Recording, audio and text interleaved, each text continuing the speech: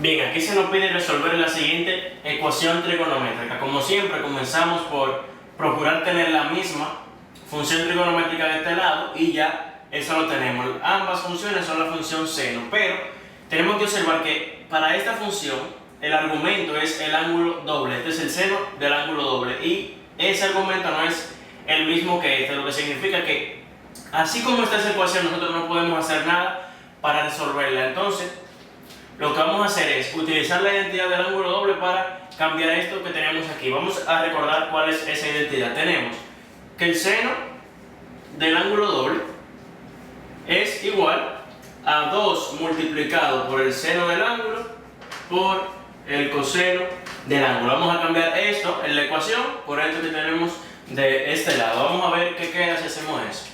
Cambiamos esto por esto y nos queda 2 por seno de teta por coseno de teta y lo que sigue de la ecuación más seno de teta igual a 0. Entonces aquí ya vemos una ecuación que se puede factorizar porque tenemos la función seno de teta en ambos términos, lo que significa que podemos sacar un factor común seno de teta. Entonces vamos a factorizarlo. Tenemos seno de teta que lo sacamos como factor común y que queda dentro del paréntesis. Si quitamos de acá seno de teta solamente queda 2 coseno de teta, entonces lo ponemos acá, más cuando sacamos de acá el seno de teta solamente queda 1 y eso es igual a 0. Entonces ya podemos, como las ecuaciones de segundo grado que hacíamos, cada factor de esta multiplicación lo igualamos a 0 y resolvemos cada una de esas ecuaciones. La primera es, el primer factor es seno de teta, entonces igualamos seno de teta a 0.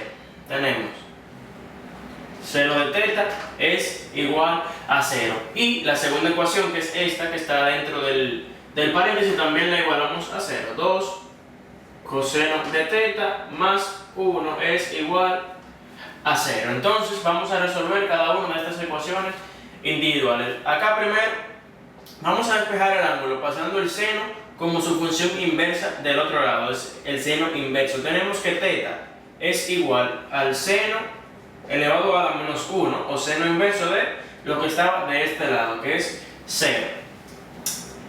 Vamos a destacar que estamos buscando soluciones que estén en este intervalo entre 0 y 2pi, entre 0 y 360 grados, que es lo mismo. Entonces, los ángulos para los que el seno de ese mismo ángulo nos da 0, nosotros debemos conocerlo porque son ángulos notables. Y esos ángulos son, por lo menos los que están dentro de este intervalo, son el 0 y los múltiplos enteros de pi. Es decir, que dentro de este intervalo hay 3 soluciones para esta ecuación. Tenemos que el seno de qué ángulo nos da 0, entonces tenemos que es el 0, y también, vamos a poner que esto es teta 1, y también los múltiplos enteros de pi. Es decir, que como teta 2 tenemos a pi y como teta 3 tenemos a 2pi. Todos estos ángulos están dentro de este intervalo y cuando le sacamos el seno nos da igual a 0. Esto deberíamos conocerlo de memoria porque 2pi, pi y 0 son ángulos notables. Entonces vamos a señalarlo, que estos son parte de la solución. Bien, ahora solamente nos queda una sola ecuación y vamos a resolverla. Lo primero que hacemos es, este 1 positivo va a pasar del otro lado negativo. Nos queda lo siguiente, 2 coseno de teta es igual a 1 negativo y el 2 está multiplicando, va a pasar debajo a dividir y nos queda que el coseno de teta es igual a menos 1 medio y lo mismo que hacíamos, pasar la función trigonométrica de acá como su función inversa del otro lado y tenemos que teta es igual al coseno elevado a la menos 1 de menos 1 medio. Entonces, ahora tenemos que asegurarnos de no equivocarnos aquí. ¿Qué estamos viendo dentro del paréntesis? Que es algo, un número negativo. Entonces tenemos que ver los ángulos, o sea, en qué cuadrante el coseno toma valores negativos, en qué cuadrante el plano cartesiano cuando va en el círculo unitario. Entonces vamos a poner esta ecuación a un lado aquí y vamos a hacer el plano para nosotros ver los signos de cada función trigonométrica ahora. Bien, entonces aquí tenemos la ecuación a la que llegamos hace un rato. Por aquí anoté las primeras soluciones de la primera ecuación que teníamos. Y aquí tengo mi plano con los signos de las funciones trigonométricas en cada cuadrante. Vamos a recordar la frase que usamos para recordar esto. Todos sentimos tantas cosas. Entonces, en el primer cuadrante, todas las funciones trigonométricas toman valores positivos. En el segundo cuadrante, solamente el seno y su función recíproca cosecante. En el tercero, solamente la función tangente y su recíproca cotangente. Y en el cuarto, solamente el coseno y la secante son positivos. Entonces, tenemos que fijar dónde el coseno toma valores negativos. Nosotros estamos viendo que solamente en el primero y en el cuarto, la cosecante, el coseno, perdón, toma valores positivos. Es decir, que los otros dos cuadrantes que nos faltan es que el coseno toma valores negativos en el segundo y en el tercer cuadrante. Entonces, si ponemos esto en la calculadora, vamos a tener que θ va a ser igual a esto, 2pi sobre 3. Entonces, sí, 2pi sobre 3, tenemos que fijarnos, tenemos que tener mucho cuidado, visualizar dónde está este ángulo para dar la respuesta correcta, porque recuerden, estamos buscando ángulos para donde la tangente sea negativa, y esos dos ángulos deben pertenecer uno al segundo cuadrante y otro al tercer cuadrante, por la razón que dijimos que es allí donde el coseno